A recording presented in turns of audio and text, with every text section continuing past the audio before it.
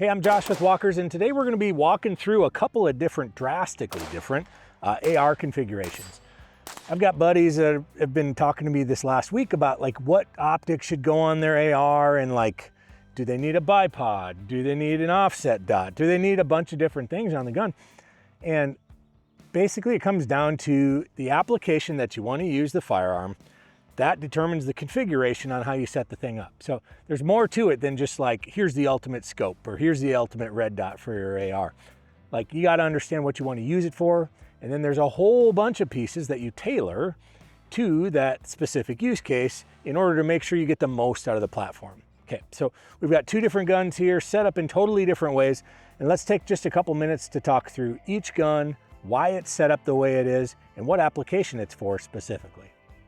So this first rifle, this is a short barrel rifle, and you can see it's a 10.5 with a suppressor on it. This is a defensive carbine. When I look at a gun like that, I'm thinking about shots realistically 50 yards and in, probably 20 yards and in for most situations. And so I've got a suppressor on it, and the suppressor is going to do a nice job of knocking the edge off. I've got white light, a flashlight on the front, primary red dot, and this is if you got time to turn it on, but it's got a big window on this holographic sight.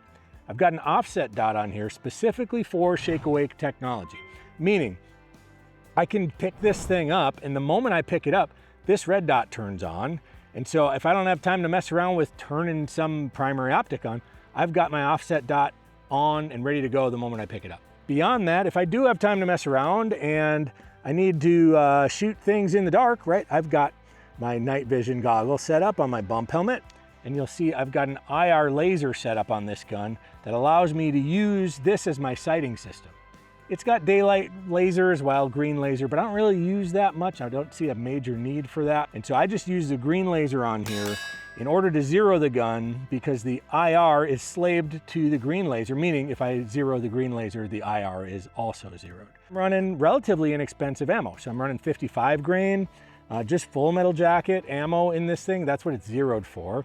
Again, I can shoot it pretty inexpensively, and I can train heavily in the bays because of that. I'm trying to set this thing up so anything in close, I've got a great opportunity at executing good shots on. All right, so now this rifle is drastically different than the short barrel rifle that we just looked at. I've got a PRS stock, so a precision stock. It's a little bit longer length of pull on here that allows me to get down behind the gun in prone position, things like that. Nice and comfortable. Got an LPVO, so a 1 to 10 scope on this rifle, so I can take shots 400, 500, 600 yards, because the application for me to run this rifle is 3-gun.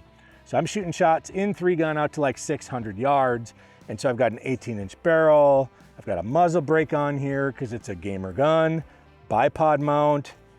Again, I shoot in open division in the sports that I play, so I've got an offset dot, so I've got dual optics on it. High capacity magazines, so we're talking about like 44 rounds with the mag extension on it. And then I zero this gun with some precision match ammunition, so some 77s. This 77 grain 5.56 loads allow me to fight the wind a little bit better than the 55 full metal jacket. They're a little more expensive, but that's what I'm sighting in, and that's what I'm shooting things past, call it 100 yards with. Drastically different configuration than the short barrel rifle. It's a drastically different application, right? I'm shooting things between 100 and 600 yards with this, and with the other one, the shorty, I'm really shooting 200 yards in. Let's just call it that. So if you've been thinking about setting up a new AR, I'd challenge you to figure out the application.